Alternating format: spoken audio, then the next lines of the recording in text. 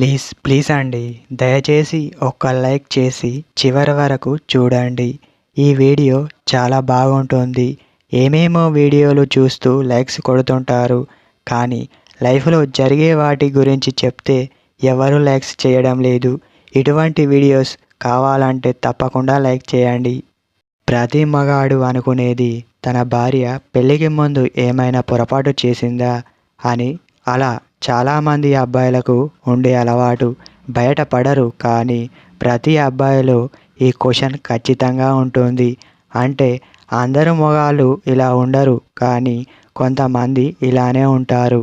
ఇటువంటి మగాడు ఎలా ఆలోచిస్తాడంటే, తను ప్రేమించే అమ్మాయి కానీ లేదా తన భార్య కానీ ఎలా ఆలోచిస్తాడంటే, తను ఎవరితోనైనా మాట్లాడితే చాలు, తెలియని వ్యక్తితో వాళ్ళు దాన్ని సాగదీస్తూ, ఎందుకు అతనితో మాట్లాడావు, ఎందుకు అంతగా క్లోజ్గా ఉన్నావు, అంత బాగా నచ్చాడా, లేదా నువ్వు అతనికి నచ్చావా, అంతలా నవ్వుకుంటూ మాట్లాడుకుంటున్నారు అని అంటాడు.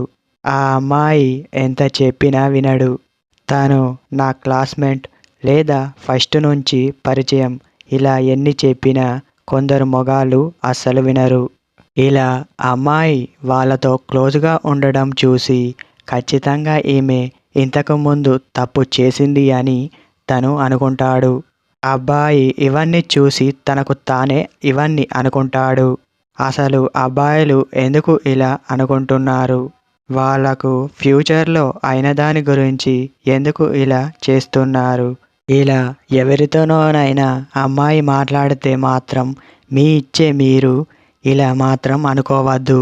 ఎందుకంటే సాధారణంగా అమ్మాయిలు కాలేజీలో కావచ్చు, స్కూల్లో కావచ్చు, లేదా సంథింగ్ ఎక్కడో వెళ్ళినప్పుడు కావచ్చు, వాళ్ళు పరిచయం కావచ్చు. ఇలా చాలామంది పరిచయం అవుతారు. మళ్ళీ వాళ్ళు కనబడితే వాళ్ళు మాట్లాడడం సహజం. కామన్గా ఇలానే చాలామంది ఎక్కడ పడితే అక్కడ మాట్లాడుతూ ఉంటారు. ఎందుకంటే తను ఫస్ట్ నుంచే తెలుసు కాబట్టి. ఆ అమ్మాయి గురించి తెలియకుండా అలా మాట్లాడడం చాలా పెద్ద తప్పు. నువ్వు నీ కళ్ళలో అలా చూసింది అంటే ఎటువంటి పొరపాటు లేదు, కానీ నీ ఊహల్లో నువ్వు అనుకుంటే మాత్రం అది తప్పు. తొందరపడి ఎటువంటి నిర్ణయాలు తీసుకోకు. సంతోషంగా ఉండి జీవితాన్ని ముందుకు నడిపియండి. పరాయి వాళ్ళు చెప్పిన మాటల్ని మీరు మనసులో పెట్టుకొని అమ్మాయిలతో అలా మాట్లాడరాదు. ఆ అమ్మాయికి ఇవన్నీ ముందుగానే తెలుసు, మా వారు ఏం అనుకోరు అని ఇలా మాట్లాడుతారు.